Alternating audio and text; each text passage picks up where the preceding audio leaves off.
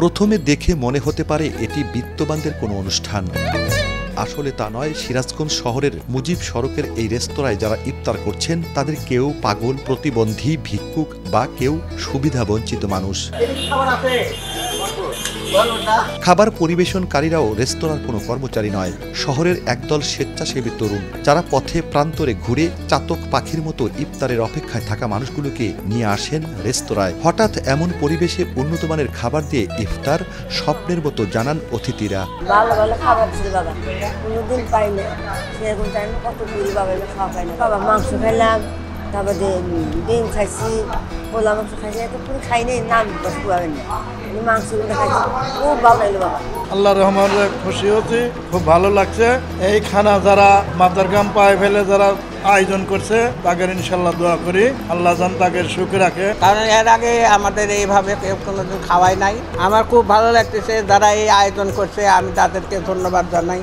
সব মশার বিরুদ্ধে সুরক্ষা দিতে এলো বসুন্ধরা এক্সট্রিম অ্যারোসল, মশার বিরুদ্ধে এক্সট্রিম সুরক্ষা। করোনাকালীন মানুষের সহায়তায় আগ্রহী তরুণদের নিয়ে মানবিক সংগঠন স্বপ্ন নিয়ে পথ চলা গঠন করেন জেলার রায়গঞ্জের বাহাদুর। উদ্দেশ্য সমাজের সুবিধা বঞ্চিত মানুষের পাশে দাঁড়ানো। বর্তমানে ওই সংগঠনের সদস্য ও সহযোগী শতাধিক। আমরা অনেক সময় দেখে থাকি যে বড় বড় লোকরা অনেক ভালো ভালো মানের কিছু দিয়ে কিন্তু ইফতার করে, কিন্তু রাস্তায় যে পাগল বা ভাসমান মানুষগুলো থাকে এরা কিন্তু খুব রোজা রেখে খুব সিম্পল কিছু দিয়ে মানুষের থেকে চেয়ে নিয়ে তারপর ইফতার করে। তো সেই জন্য আমরা উদ্যোগ নিয়েছি কেয়ার ফ্যামিলির পক্ষ থেকে যে রাস্তার পাগলদের ধরে নিয়ে আমরা এরকম একটা ইফতারের আয়োজন করবো। আর দেশের মানুষকে বলতে চাই যে আপনাদের জেলাগুলোতে বা দেশের বিভিন্ন প্রান্তে এরকম অসংখ্য পাগল রয়েছে যারা না খেয়ে রাস্তায় রাস্তায় ঘুরে, রাস্তায় রাস্তায় ঘুমায়, তাদের পরিবার নাই, পরিবারহীন। এই পাগলগুলোকে ধরে আপনারা অন্তত একজনকে একবেলার খাবার ব্যবস্থা করে দিবেন। মানবতার কল্যাণে পরিচালিত কর্মকাণ্ডগুলোকে সাধুবাদ জানিয়েছেন স্থানীয়রা। মানবতার কল্যাণ আরেক মানবতা নিশ্চিত করবে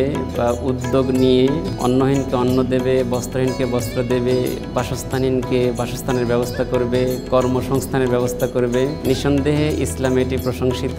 সুতরাং একজনের কাজের ফলাফল যেমন একজন পাবেন, ঠিক তারটা দেখে 10 জন উদ্বুদ্ধ হবে। নিঃসন্দেহে এটা মহৎ কাজ। মানবিকতা প্রকৃত সমাজ ও রাষ্ট্র গঠনের অন্যতম হাতিয়ার মনে করেন সংশ্লিষ্টরা। মাহমুদুল হাসান উজ্জ্বল, মাছরাঙা সংবাদ, সিরাজগঞ্জ।